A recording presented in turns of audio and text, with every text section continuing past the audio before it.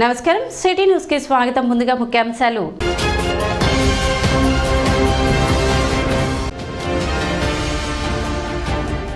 పట్టణ 13వ వార్డులో జరిగిన వైఎస్ఆర్ 4వ విడత కార్యక్రమంలో పాల్గొన్న ఎమ్మెల్యే అన్నాపతిని శివకుమార్.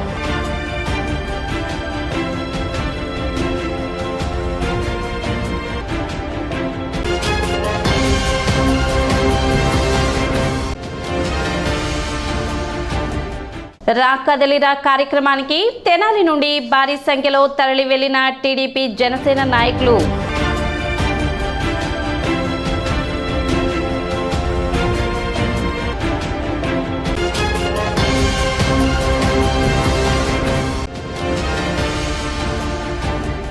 పట్టణంలో రెండవ రోజు కొనసాగిన వికసిత్ భారత్ సంకల్ప యాత్ర.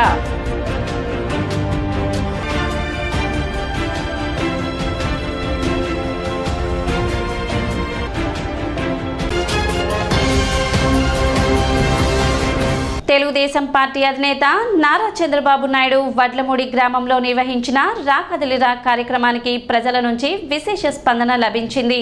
సభకు తెలుగుదేశం పార్టీ జనసేన శ్రేణులు భారీగా తరలివచ్చారు. చంద్రబాబు నాయుడికి తెలుగుదేశం పార్టీ ముఖ్య నేతలు ఘనస్వాగతం పలికారు. చంద్రబాబును చూసి ఈలలు కేకలతో సభ ప్రాంగణం హోరెత్తింది. సభలో ప్రజలను ఉద్దేశించి చంద్రబాబు ప్రసంగించారు. టీడీపీ జనసేన విజయం చారిత్రాత్మక అవసరమని ఆయన అన్నారు.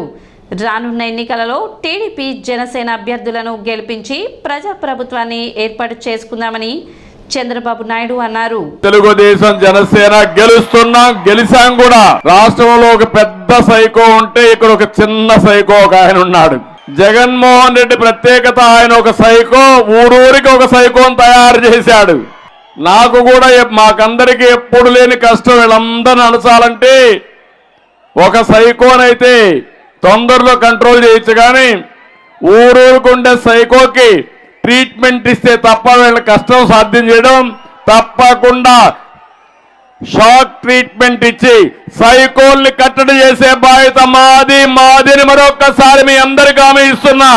అందుకే పిలుస్తున్నా, రా కదిలి రా. ఈ రాష్ట్రాన్ని కాపాడుకోవాలి, తెలుగు జాతిని కాపాడుకోవాలి, ఈ పిల్లల భవిష్యత్తు కాపాడాలి. దానికి నా ఆడబిడ్డలు బాధ్యత తీసుకోవాలని చెప్పడానికి ఇక్కడికి వచ్చాను నేను. జగన్మోహన్ రెడ్డి కొత్త డ్రామా ఒకటి ప్రారంభించాడు నిన్నే. జగన్మోహన్ రెడ్డి మార్క్ అంట. ఆ మార్క్ ఏంటో ఒక్కసారి చెప్తాను మీ అందరికీ. మన హయాంలో 200 రూపాయలు కరెంటు ఛార్జీలు వచ్చే బిల్లు ఇప్పుడు ఎంత తల్లి? 1000 రూపాయలు అవునా కాదా? 1000 రూపాయలు అవునా కాదా? ఇది జగన్ మార్కు. 60 రూపాయలు మద్యం బాటిల్, ఆ రోజు క్వార్టర్ బాటిల్. ఇప్పుడు ఎంత తమ్ముళ్ళు? 200. అది జగన్ మార్కు. అవునా కాదా? అవునంటే గట్టిగా చప్పట్లు కొట్టి చెప్పండి, ఇది జగన్ మార్క్ అని. ఈ వెర్రి బాగుల ముఖ్యమంత్రి ఇది మంచి రికార్డు అనుకుంటున్నాడు. ఇది మన కర్మ. ఉద్యమాలకి ఊపిరి పోసినటువంటి ప్రాంతం, పోరాటాలకి పురిటిగడ్డ ఈ యొక్క డెల్టా ప్రాంతం. అలాంటి ప్రాంతంలో ఒక ప్రజా రాజధానిని ఏర్పరిస్తే ఏమి చేశాడు ఈ తొగ్గులకు సైకో ముఖ్యమంత్రి జగన్మోహన్ రెడ్డి గారు అని చెప్పి మీకు మనవి చేస్తా ఉన్నా. ఏమైంది పోలవరం అని చెప్పి నేను అడుగుతా ఉన్నా. 2019 నవంబర్ కల్లా జాతికి అంకితం చేస్తానన్నటువంటి జీవనాడి అయినటువంటి పోలవరాన్ని ఈరోజు నాశనం చేసినటువంటి ఒక మోసకారి అయినటువంటి ముఖ్యమంత్రి ఈనాడు జగన్మోహన్ రెడ్డి గారని చెప్పి మీకు మనవి చేస్తా ఉన్నా. అన్నపూర్ణగా పిలువబడే ఈ ప్రాంతాన్ని అన్ని విధాలుగా నాశనం చేసినటువంటి నాయకత్వం ఈ వైసీపీ పార్టీ నాయకత్వం అని చెప్పి ఈనాడు మీ అందరూ కూడా గమనించాలి. ఎందుకంటే ఈ రోజున అరాచకాన్ని పెంచి పోషిస్తూ అన్ని విధాలుగా దోచుకుంటూ అవినీతి లక్ష్యంగా ఈ రోజున రాష్ట్ర భవిష్యత్తుని అంధకారం చేసినటువంటి నాయకత్వం ఈ జగన్మోహన్ రెడ్డిది. గాంధారీ పుత్రులాగా 151 మందిని కన్నారు. దేనికి? నింగిని నేల వరకు కూడా దాచుకుంటూ ఈ రాష్ట్రాన్ని అన్ని రకాలుగా కూడా నాశనం చేస్తూ ప్రజలకు ఒక అభద్రతా భావాన్ని కలగజేసినటువంటి నాయకత్వం నీది కాదా?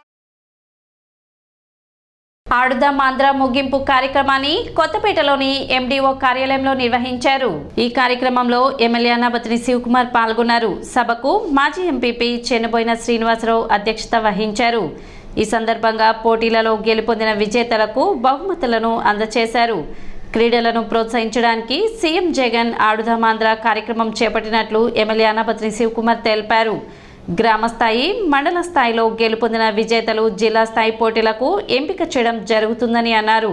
క్రీడా స్ఫూర్తిని రాష్ట్ర ముఖ్యమంత్రి జగన్మోహన్ రెడ్డి గారు ఎందుకు ఈ ఆడుదాం ఆంధ్ర కార్యక్రమం ద్వారా ఈ రాష్ట్రంలో ఉన్న క్రీడాకారులకి క్రీడా స్ఫూర్తిని పెంపొందింపజేయాలని సహజంగా పట్టణాల్లో అయితేనే గ్రామీణ వాతావరణంలో అయితే ఎంతోమంది యువకులు యువత కూడా స్పోర్ట్స్ మీద ఇంట్రెస్ట్తో, స్పోర్ట్స్ మీద ప్రేమతో ఎవరికాళ్ళు సొంతగానే ఆ ప్రాంతంలో ఉన్న ఖాళీ స్థలాల్లో కోర్టులు ఏర్పాటు చేసుకొని ప్రాక్టీస్ చేయటం, అలాగే ఎంతోమందికి కిట్స్ కానీ లేదు ఎంతోమందికి ఎక్విప్మెంట్ కానీ అందక ప్రాక్టీస్ చేస్తున్న సందర్భం కూడా మనం అనేక సందర్భాల్లో చూస్తాం.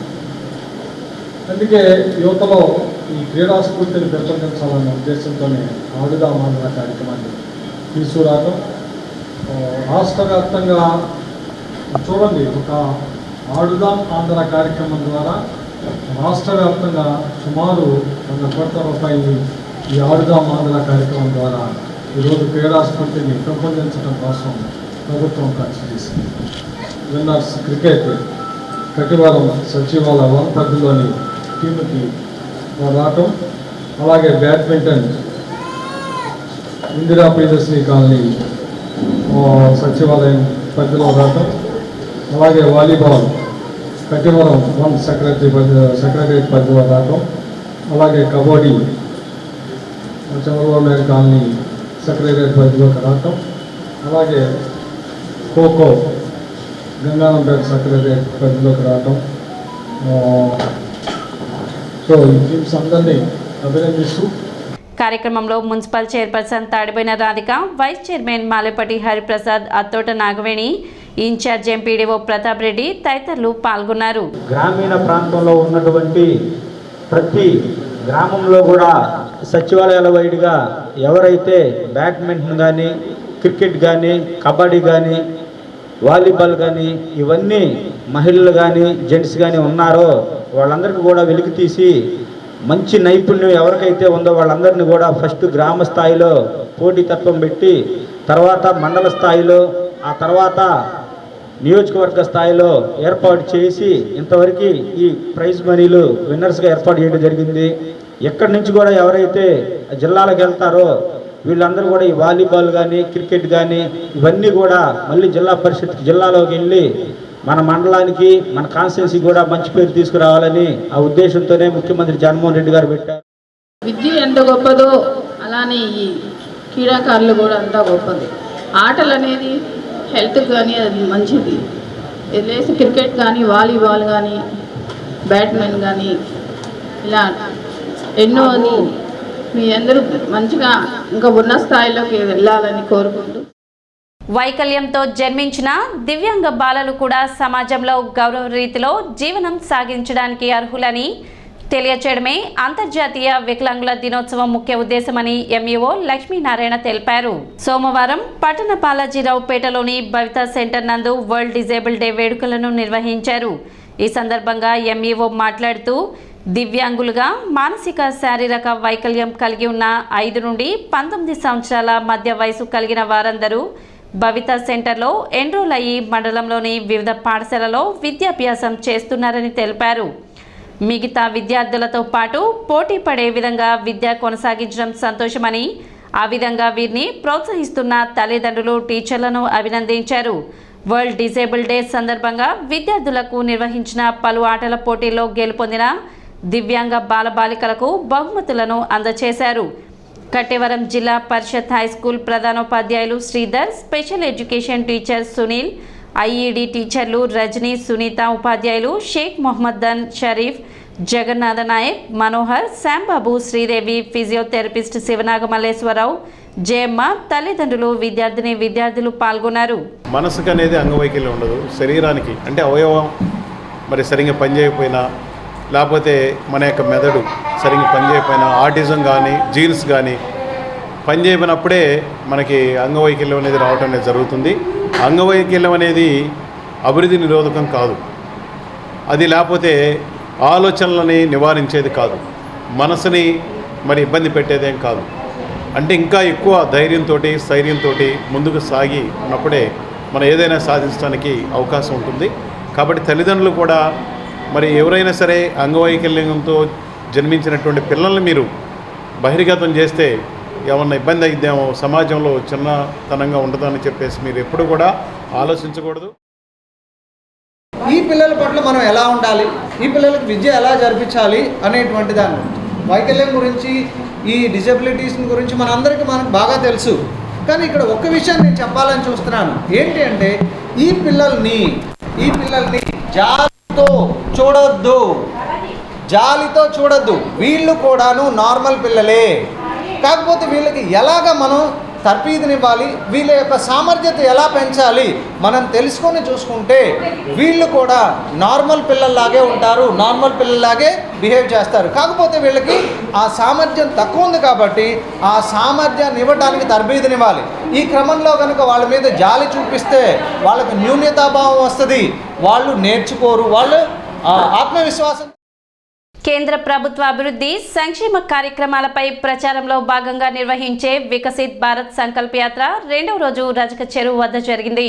తెనాలి పురపాలక సంఘ పరిధిలో ప్రధాని నరేంద్ర మోడీచే వర్చువల్ పద్ధతిలో వికసిత్ భారత్ సంకల్ప యాత్ర కార్యక్రమంలో నవభారత నిర్మాణంలో అమృతకాలం విశిష్టత, వికసిత్ భారత్ సంకల్ప యాత్ర ఔన్నత్యంపై ప్రధాని నరేంద్ర మోడీ వర్చువల్ గా అందించిన సందేశాన్ని ప్రజలు తిలకించారు. ప్రతి పేదవాని అభివృద్ధికి అన్ని సదుపాయాలు అందించాలనే ఉద్దేశంతో వివిధ విధానాలు, పథకాలను కేంద్ర ప్రభుత్వం ప్రారంభించిందని, ఒక పథకానికి 100 మంది లబ్ధిదారులుంటే 100 మందికి ఆ పథకం చేరాలనే ఉద్దేశంతో వికసిత్ భారత్ సంకల్ప యాత్ర ద్వారా మోదీ గ్యారంటీ వ్యాన్ గ్రామ గ్రామానికి వెళుతుందని అధికారులు, ప్రజాప్రతినిధులు తెలిపారు.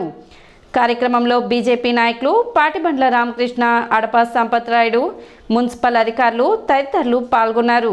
మనందరం ఏదైనా బ్యాంకు లోన్ కావాలా, బ్యాంక్ మేనేజర్ గారి దగ్గరికి వెళ్ళాలి, మేనేజర్ గారు వెయిట్ చేయించాలి, లేదా వాళ్ళ పన్ను మీద వాళ్ళు ఉంటారు, లేదా మున్సిపాలిటీలో ఏదైనా చిన్న అప్లికేషన్ పెట్టాలి, అక్కడికి వెళ్తే వాళ్ళు బిజీగా ఉంటారు, చిన్న నీటి కుళాయి అప్లికేషన్ పెట్టాలి, వాళ్ళు బిజీగా ఉంటారు, లేదా ఇలా అనేక డిపార్ట్మెంట్లు అందరూ కూడా ఈరోజు మీ దగ్గరకు వచ్చారు. ఇక్కడ అందరూ ఉన్నారు, దాదాపుగా అన్ని మీ సంబంధించిన వాళ్ళు ఇక్కడే ఉన్నారు. మెప్మా వాళ్ళు ఉన్నారు, మున్సిపాలిటీ వాళ్ళు ఉన్నారు, హెల్త్ వాళ్ళు ఉన్నారు, బ్యాంక్ వాళ్ళు ఉన్నారు, అదేవిధంగా గ్యాస్ కనెక్షన్లకు సంబంధించిన వాళ్ళు ఉన్నారు. అందరూ మీ దగ్గరకు వచ్చారు. మీరు ఇక్కడ అప్లికేషన్ ఇస్తే అది ఎలిజిబుల్ అయితే మీకు వెంటనే ఇక్కడ శాంక్షన్ అయిపోద్ది. దీనికోసం ప్రధానమంత్రి గారు ప్రత్యేకంగా ఈ యాత్రను పెట్టడం జరిగింది. ఇది గ్రామాన జరిగింది. ఆల్రెడీ మన తెనాలి నియోజకవర్గంలో 40 గ్రామాలు పూర్తి చేసుకొని ఇప్పుడు టౌన్లో జరుగుతూ ఉంది.